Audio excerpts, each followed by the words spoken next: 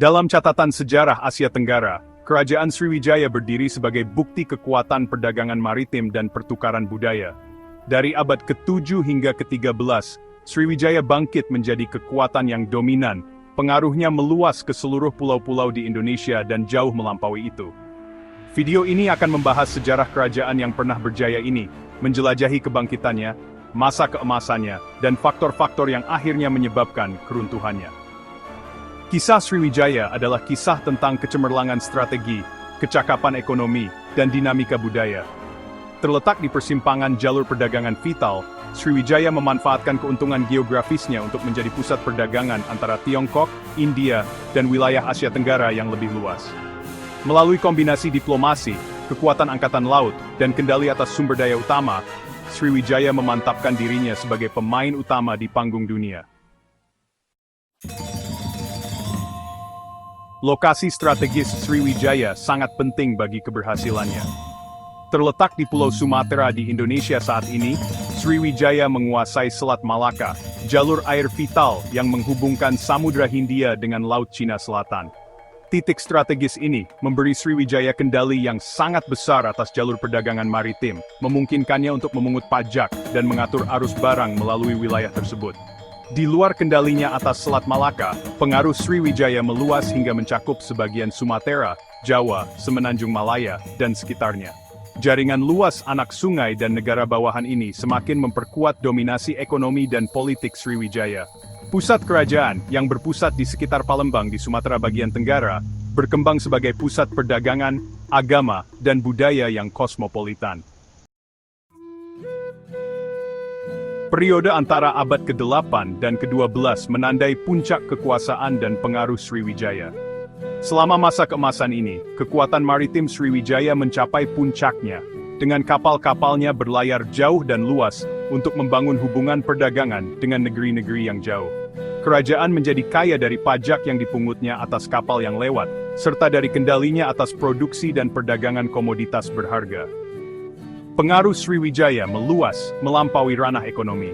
Kerajaan ini menjadi pusat pembelajaran agama Buddha yang terkenal, menarik para biksu dan cendekiawan dari seluruh wilayah.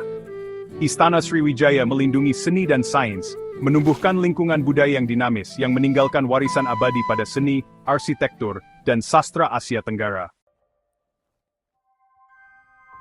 Kemakmuran Sriwijaya terkait erat dengan perannya sebagai kunci dalam jalur sutra maritim kuno.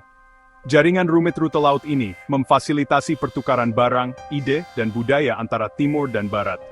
Lokasi strategis Sriwijaya menempatkannya di jantung jaringan perdagangan yang ramai ini, memungkinkannya untuk bertindak sebagai perantara antara pedagang Tiongkok, India, dan Asia Tenggara.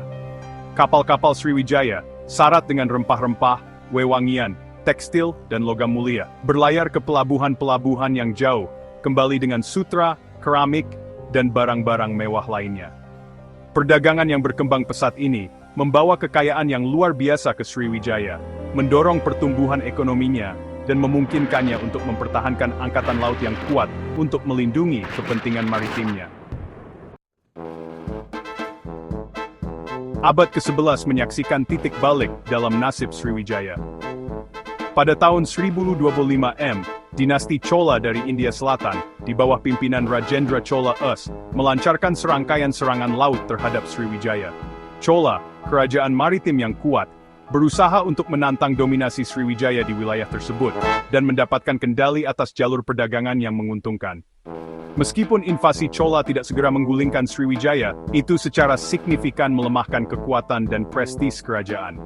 Serangan tersebut mengganggu perdagangan, merusak kendali Sriwijaya atas negara-negara bawahannya, dan memperlihatkan kerentanan kerajaan terhadap ancaman eksternal. Meskipun Sriwijaya akhirnya pulih dari guncangan awal invasi Chola, kerajaan tidak pernah sepenuhnya mendapatkan kembali kejayaannya. Setelah invasi Chola, Sriwijaya menghadapi periode perselisihan internal dan tekanan eksternal. Jaringan anak sungai dan negara bawahan kerajaan yang dulunya luas mulai menegaskan kemerdekaan mereka, melemahkan cengkeraman Sriwijaya di wilayah tersebut. Persaingan internal dan perebutan kekuasaan semakin menguras sumber daya kerajaan dan merusak persatuannya. Ketika kekuatan Sriwijaya melemah, kerajaan-kerajaan baru muncul untuk menantang dominasinya.